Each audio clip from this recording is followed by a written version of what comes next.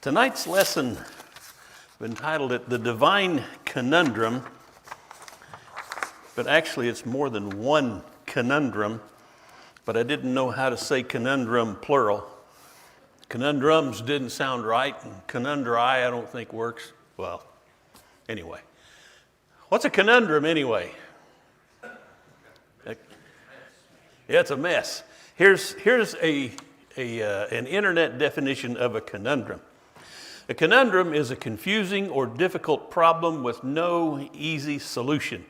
It frequently refers to a dilemma where a choice must be made between two undesirable complex alternatives. But in this case, it's not the latter. It's not a choice between two undesirables.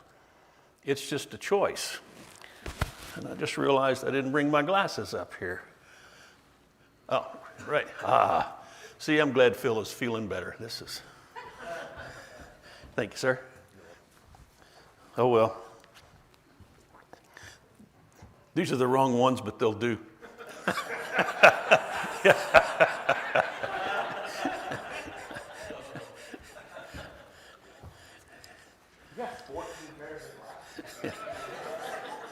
It's a conundrum. It's a conundrum. What can I say? Conundrums. It's like there's a solution, but the solution doesn't look like a solution. It's sometimes confusing. And there are a number of things, a number of problems that can only be resolved by trusting God. And we'll talk about a few of those tonight. There are several of them in the scriptures, but I just want to bring out a few that are meaningful to me anyway. Ecclesiastes chapter 11, we'll start there. This, of course, is Solomon, wisest man in all of human history, aside from Jesus, of course. And he says this: "Cast your bread on the surface of the waters, for you will find it after many days. Divide your portion to 7 or even to 8, for you do not know what misfortune may occur on the earth."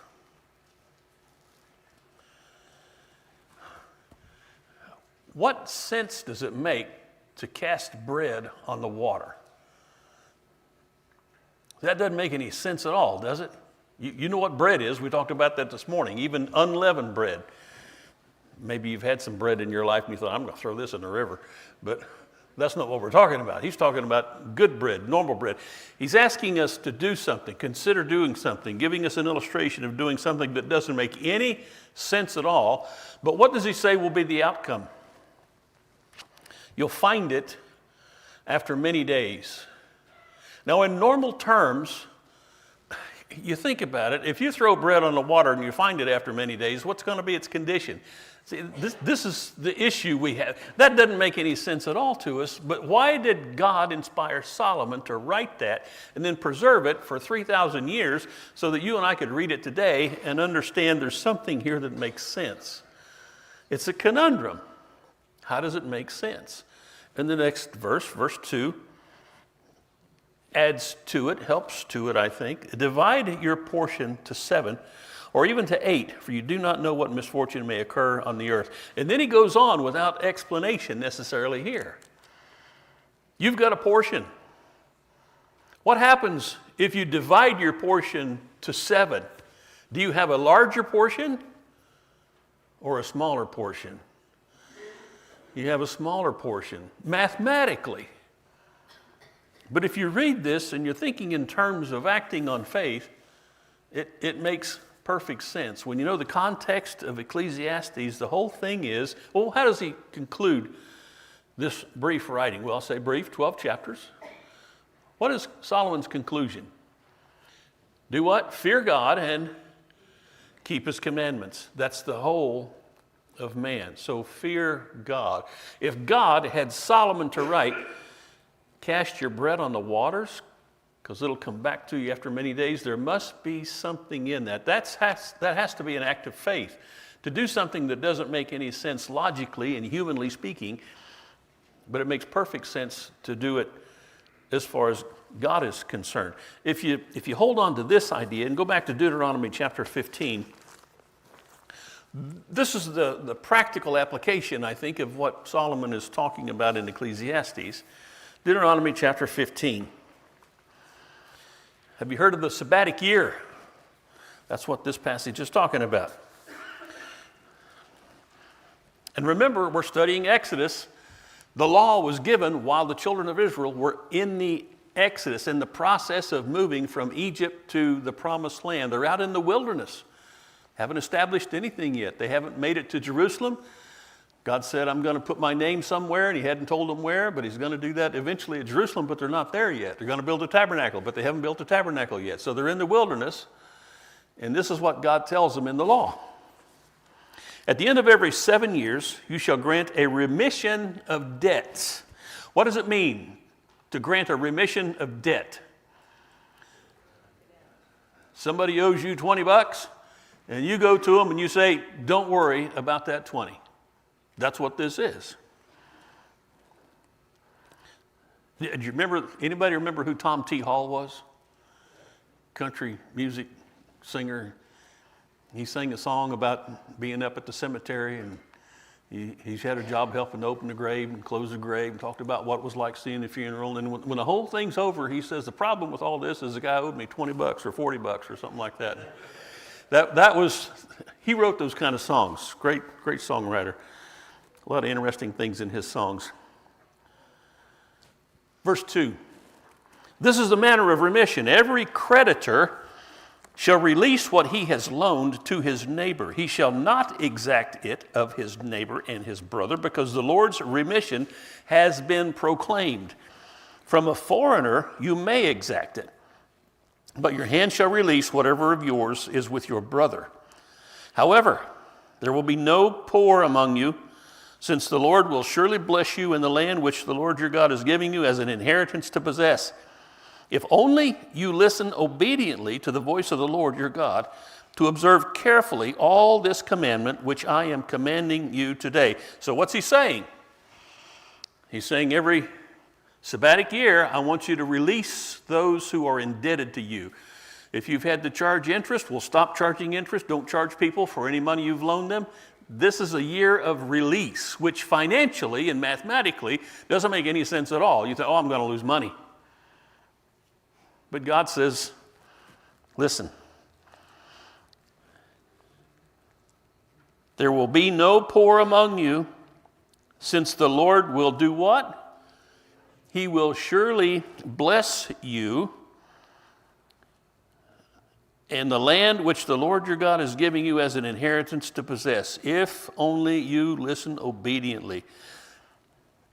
Why would he say that? Because otherwise, unless God is making you a promise, unless he's guaranteeing, I'm going to see you through this. If you do what I'm telling you, I'm going to bless you, because otherwise it doesn't make any sense to release people from their debts. It might be nice, it might be kind, but how are you going to turn a profit? That was the idea of lending money as a creditor. You're going to make a profit. What's required of a people to behave this way? One thing, faith. Faith. This is the conundrum. God gives us things, and he says, here's what I want you to believe. Here's what I want you to put your time into doing.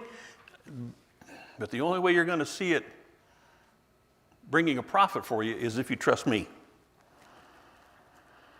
Verse 6. For the Lord your God will bless you as he has promised you, and you will lend to many nations, but you will not borrow. And you will rule over many nations, but they will not rule over you. All this is contingent upon them being obedient. Then he says in verse 7, if there's a poor man with you, one of your brothers in any of your towns in your land which the Lord your God is giving you, you shall not harden your heart nor close your hand from your poor brother, but you shall surely freely open your hand to him and shall generously lend him sufficient for his need in whatever he lacks. Beware that there is no base thought in your heart, saying the 7th year, the year of remission is near, and your eye is hostile towards your poor brother, and you give him nothing. Then he may cry to the Lord against you, and it will be a sin to you. You shall generously give to him, and your heart shall not be grieved when you give to him, because for this thing the Lord your God will bless you in all your work and in all your undertakings. For the poor will never cease to be in the land. Who else said that? Jesus said that. You'll always have the poor with you. I wonder where he got it from. Well, this is actually his word anyway, so. The poor will never cease to be in the land. Therefore, I command you, saying, you shall freely open your hand to your brother, to your needy, and the poor in your land. Well, that's what those green bags out there are all about. Providing something in hand to offer those who are asking for some help. So God is saying, here are some things I want you to do. I want you to behave in ways toward people who are borrowing money from you that doesn't make any financial sense, but I'm going to bless you if you do it this way. If you have that kind of faith, I'm going to make sure you profit from it. And if you've got a poor man who needs something and you provide that need, Solomon will say elsewhere in the Proverbs, those who give to the poor, do you remember what he said they did? They lend to the Lord. Those who give to the poor lend to the Lord. And this is God saying, I'm going to make it good. I want you to behave this way, and I'm going to make it good. It's a conundrum. How can I do this and still get by? How can I divide my wealth between 7 or even between 8? How can I throw my bread to the waters and expect it to come back and be worth something? God says, I'll make sure it happens. Put your faith in me. Luke chapter 21. Went all the way from Deuteronomy up to the Gospel of Luke.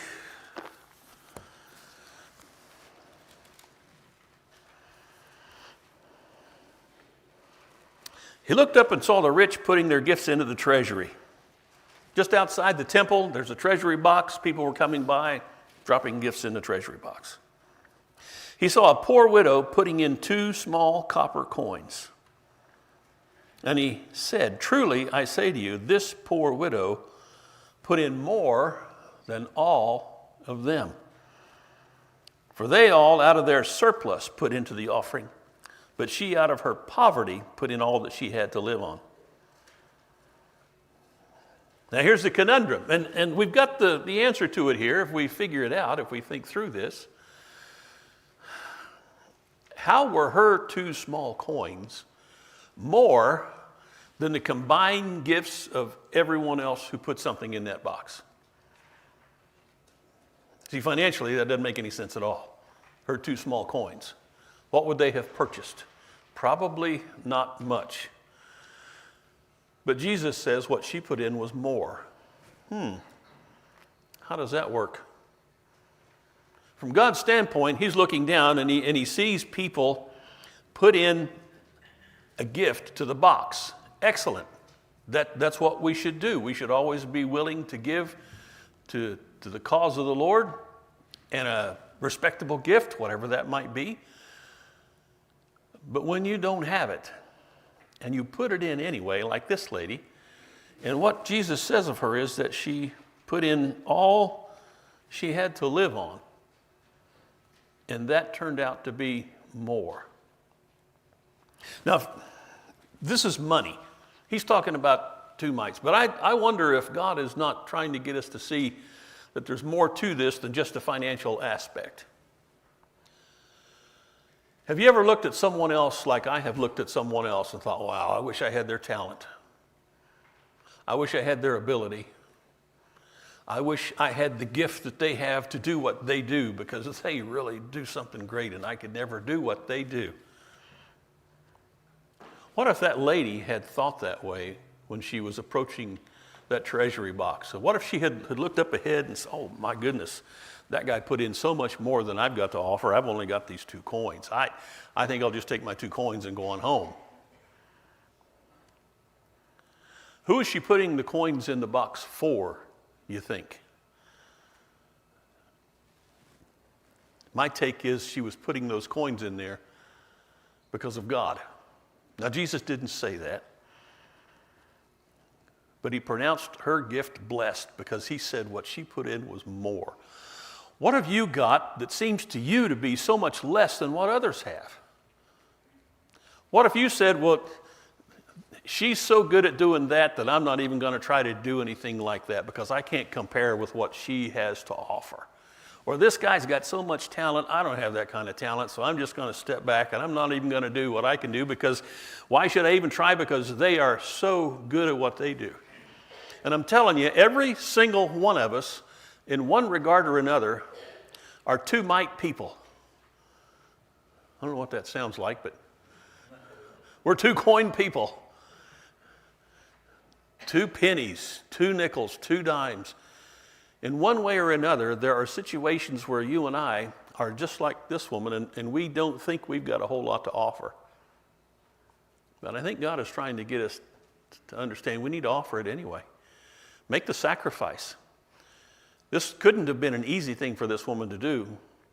And you've been faced with things that you probably thought you needed to do, and it might not have been much or seem like much, but you needed to do it because it was in front of you. It's the right thing to do. Maybe you thought all you had was 2 mites. Put it in the box. Maybe Jesus will say of you, when you get done doing what you're doing, you did more than all the people who had all the gifts and all the talent. Maybe. I got to wonder about that.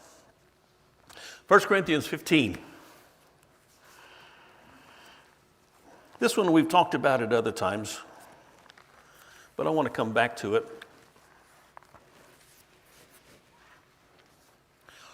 All of these conundrums and every other conundrum in Scripture that you find connected with something God tells us to do that doesn't seem to make sense, all of them point us toward an eventual outcome. That's what faith does. Faith gives us hope for the future. There's something coming. There's something worthy. There's going to be a payback. There's going to be a reward. And perhaps this is one of the greatest ones. 1 Corinthians 15, verse 35. Start here. But someone will say, how are the dead raised, and with what kind of body do they come? You've thought about that, haven't you? Haven't you thought about what's it going to be like on the resurrection day when God calls every dead person out of their grave? What's it going to look like? What's it going to be like?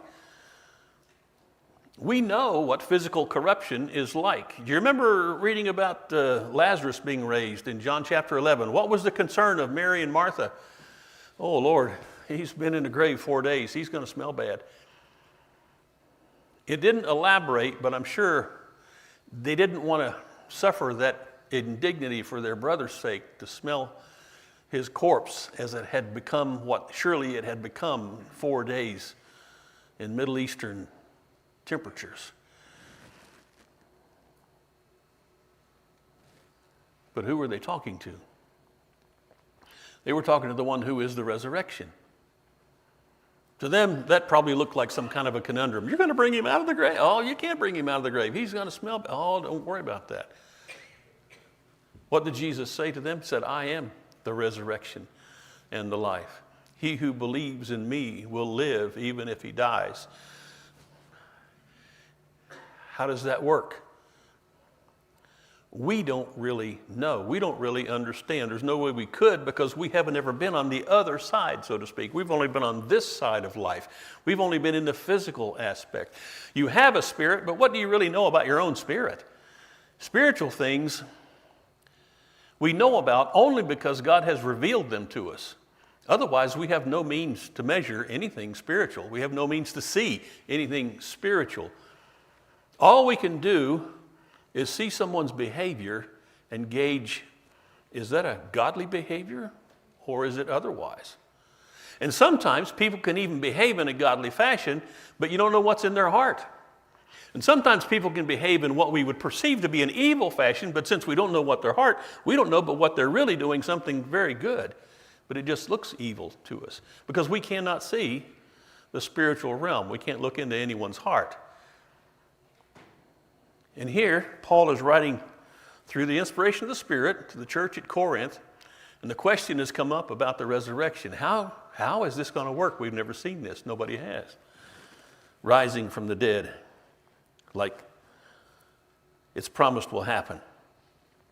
So he says this in verse 36. I think he might be a little harsh, but you gauge this for yourself. You fool! That which you sow does not come to life unless it dies. And that which you sow, do you not sow the body? You do not sow the body, which is to be, but a bare grain, perhaps of wheat or of something else. But God gives it a body just as he wished, and to each of the seeds a body of its own. We're about to come into the planting season. People who like to garden, whether it's growing flowers or vegetables, are going to put seeds in the ground, seeds in a little thing, put them in a warm place, and put them in some sunshine, give them a little moisture. What's going to happen to that seed? It's going to sprout, bring forth new life. What Paul is saying is for that seed to sprout, for the life that's in that seed, which we don't understand, simplest seed, you pick out any seed of any plant, and we don't understand how it works. You can cut it open, you can examine it, you can x-ray it, you can put it in an MRI, you can send it to all the schools all over the world, they can examine it, but they're not going to figure out what life is. But when you plant that thing in the ground, it's going to die, and from that death is going to come life. What a crazy thing is that? How does that work? Paul explains it without really explaining it. What he is doing is giving us the bare bones of what's going to happen and trusting that we will accept that God does this. Verse 39, all flesh is not the same flesh, but there's one flesh of men, another flesh of beasts, another flesh of birds, and another of fish. This is why when you go to the restaurant, you have to make a choice. Boy, you're on a conundrum. We're going to eat that good beef today, or we're going to get some fish. You ever have a day when you just want a good piece of salmon? What's wrong with y'all?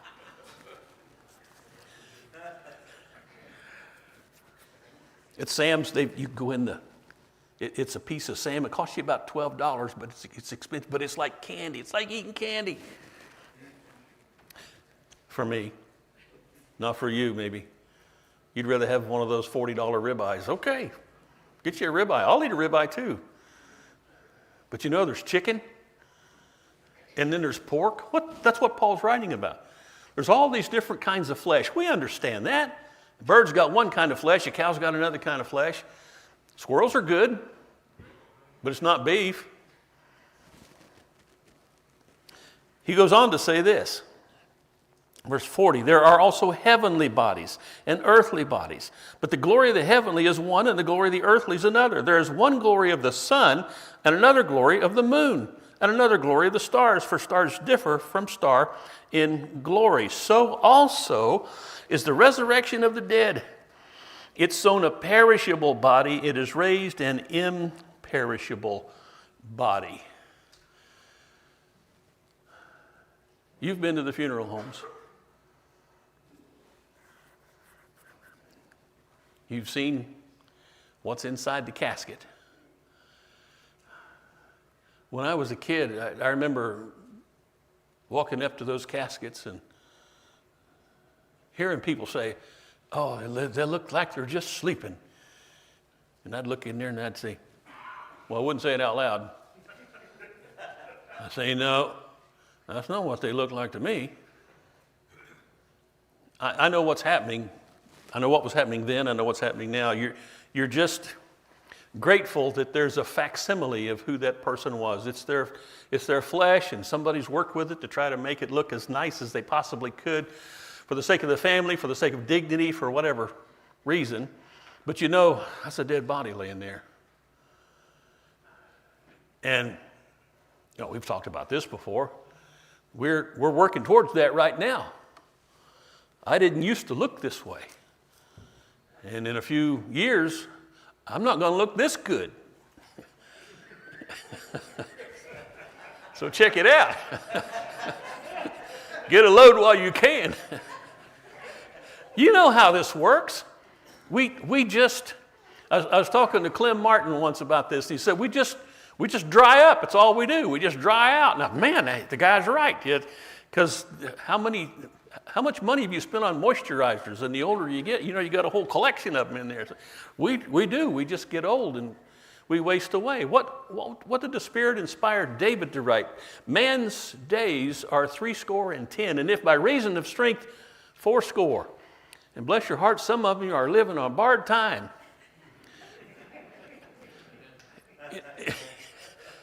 It's just the way it is.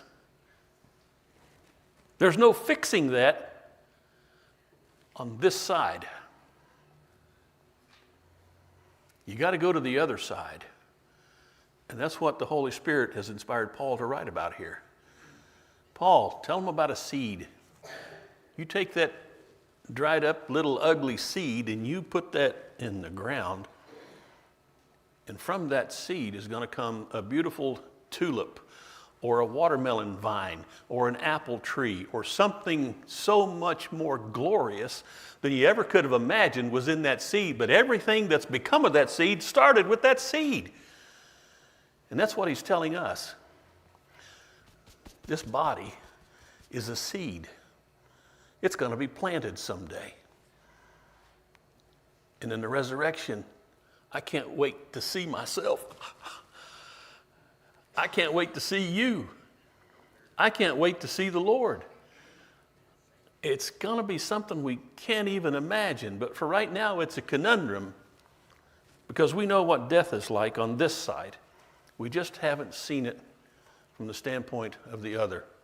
And yet, the Spirit, remember, inspired Solomon to write in Ecclesiastes chapter 7, the day of our death is what?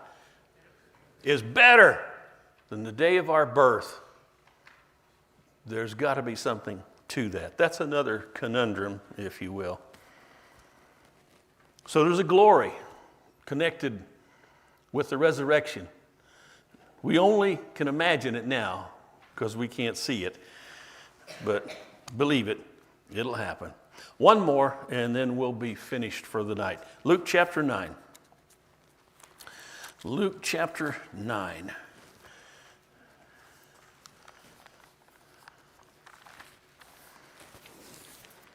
Verse 23. He was saying to them all, if anyone wishes to come after me, he must deny himself and take up his cross daily and follow me. For whoever wishes to save his life, what's going to happen? You're going to lose it. But whoever loses his life for my sake, he is the one who will save it. Now that's a conundrum. If you want to save your life, well, save your life. Do everything you can to save your life. And Jesus says, no, that's not the way it works. You want to save your life, give it to me. Give it up. Deny yourself. Take up your cross. What happens on a cross? You know what happens on a cross. You die. That's what a cross is all about. And Jesus says, take up your cross. Die to yourself. You want to find yourself?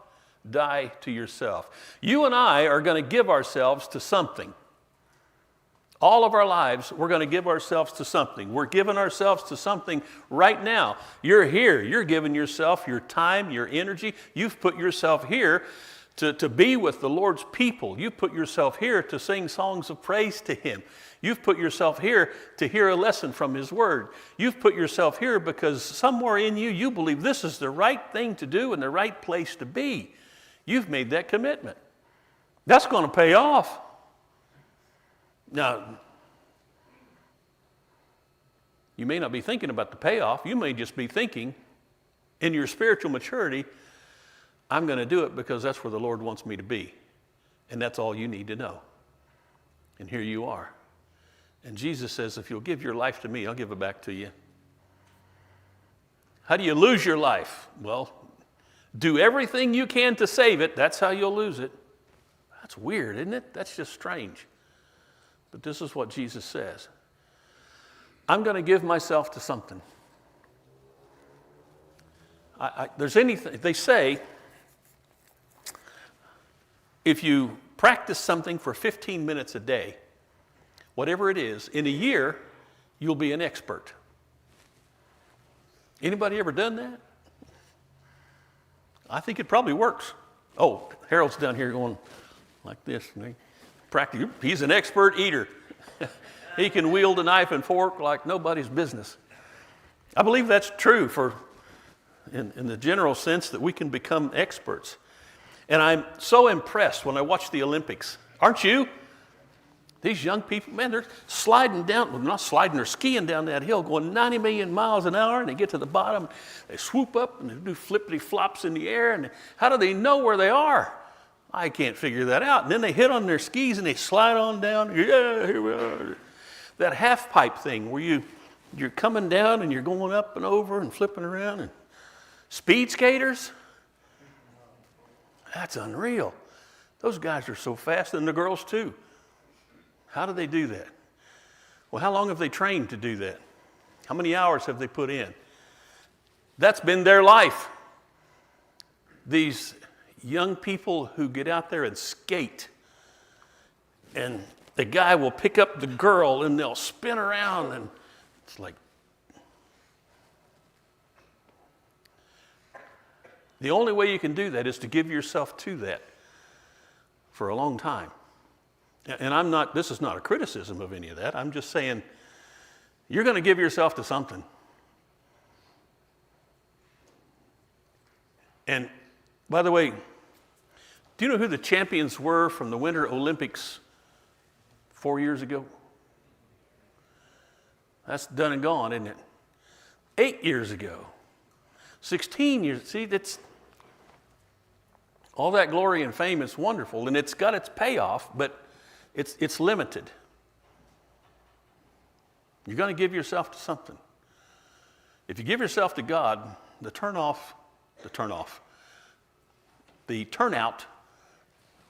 what's the word I'm looking for here? The payoff, that's what I was looking for.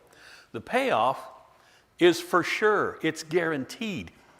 You can spend all that time practicing and getting so good at what you're doing, and you can lose the race by 1/10 of a second. Does that not impress you when you're watching these kids compete with one another? And it's not like, oh, he's 3 minutes behind that guy. No, 0.3 of a second. Give him another race, he'd probably beat him, but he didn't by 0.3 of a second. And to go from gold to silver, and then to go to bronze, and then to go, you're not even bronze because of 0.5 of a second. It's not that way with God. You invest yourself in God, He will make sure you make good on your investment. Everything you put into your faith, you'll get back. That's what all of this has been about. Cast your bread on the waters. It'll come back to you after many days. Who's going to make sure that happens? God will make sure that happens. You can't figure it out. You can't see it, but God will do it. Give to the poor. Oh, well, the poor can never repay me. Yeah, but I can repay you, says God. That's what He would say. But what about death? What about me dying? My life is going to be over eventually, and then what will I have? Well, if you've given your life to me, I'm going to make sure you've got a life for eternity.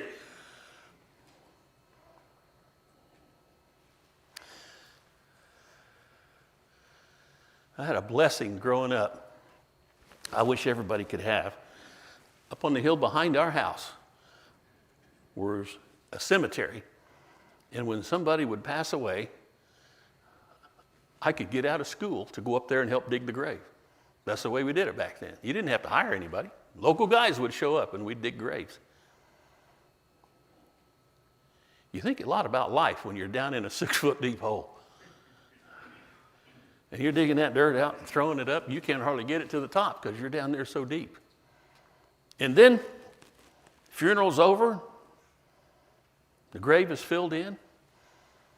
And you go back up there in a few weeks to mow the cemetery, and that grave is sunk down, and you got to put more dirt in it because that's the way. And then you go to some of those other graves that you know are really old, where they had wooden caskets, and it's completely caved in, and you got to keep putting dirt in there. What's happened to those bodies? Ashes to ashes, dust to dust. God did not design us to stay here forever. He designed us to live by faith, and through that faith, we would have an eternity waiting for us. You don't have to be able to see it. You just have to trust God for it. Amen. And that's what the lesson is about tonight. So that's the end of it. I didn't mean to make that last one so long. My apologies. But we're going to have a song of encouragement and invitation. If you need the prayers of this congregation, if you're interested in studying about being saved through the blood of Christ, we want to do that with you tonight. Whatever your need is, this is the time we're going to stand up together and sing the song of encouragement for anybody who wants to get some help tonight.